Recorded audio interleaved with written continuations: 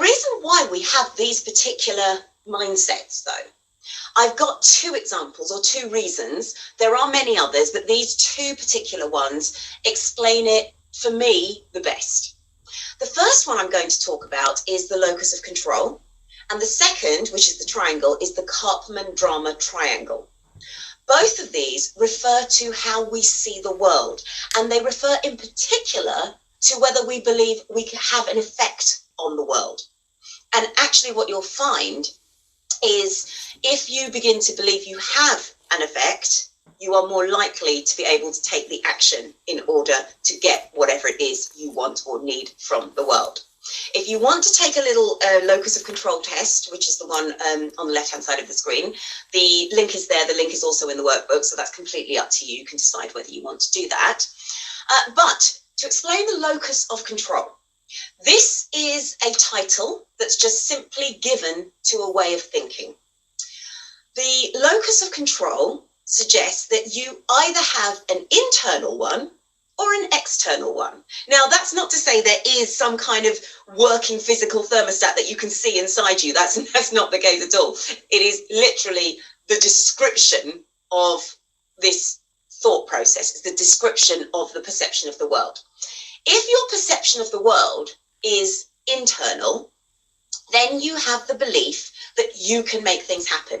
You actually have an effect. If you do something, something will happen in response. You can determine your future. Those are the thought processes that you have. And this internal locus can be built up through our past experiences. So, for example, as a child, you throw your toy out of the pram. First of all, it makes a noise. So you think, oh, that's had an effect. But then often what happens is mum or dad or sibling or a caregiver comes along, picks it up, puts it back in the pram. And then you think, oh, okay, so someone's actually responding to that. Those thoughts are not conscious processes. They're just a stimulus response. They're just conditioned responses where you realize, I do this, that happens, I do this, that happens, and it doesn't happen anything other than unconsciously. But we make those associations. And so as you grow up, you may then perhaps have parents who are responsive to your needs, who listen to you, who validate your ideas. You grow up thinking, actually, if I make a choice, something will happen. If I take this action, there is a consequence. And that means you tend to grow up thinking, I can actually affect the world. And that's a very healthy place to be.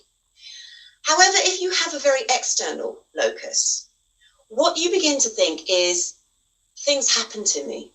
There's nothing I can do about it. It's out of my control. Sometimes it can be culture, it can be religion, it can be different ways of thinking that actually mean you begin thinking, well, everything is predestined or predetermined. Except even in those approaches to culture and those approaches to life, people still have gaps for choice and free will within that. You may always end up at the same end point, but how you get there, you tend to still have that choice over. So be mindful of that. If you're thinking, well, my religion or my culture just says this, really pull that apart a little bit more. Now, how the external locus might get created is when child throws the toy out the pram. Yes, it makes a noise, but no one comes to pick it up. Or child is hungry, child cries, no one comes to comfort the child.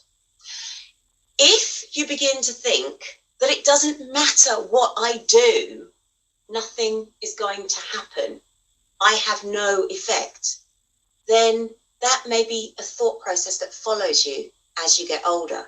Similarly, if you have, even though they may have the best intentions, very domineering parents who say to you, I know you're really good at drama, but actually you're going to study economics, or I know you're really good at singing, but actually you're going to study law. Again, you may begin to feel, because they're your parents, you respect them, you may begin to feel, actually, there's nothing I can do because my choices are either not appropriate or maybe a bit silly or just not right for me, and my parents know better. So you may begin to think that my choices are not actually valuable or valid, or what I want doesn't happen if somebody else knows better. So those are the things that you can begin to think depending on how you've been brought up.